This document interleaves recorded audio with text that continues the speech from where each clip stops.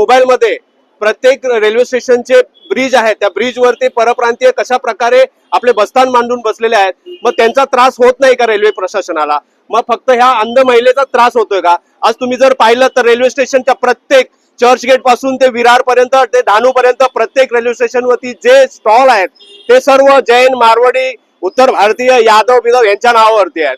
त्याच्या व्यतिरिक्त जे चर्मकार समाजाची लोक बसतात अगदी चर्चगेट पासून विरार पर्यंत ते सर्व उत्तर भारतीय. का मराठी माणसात चर्मकार समाजाचे मराठी माणूस नाही आहेत का?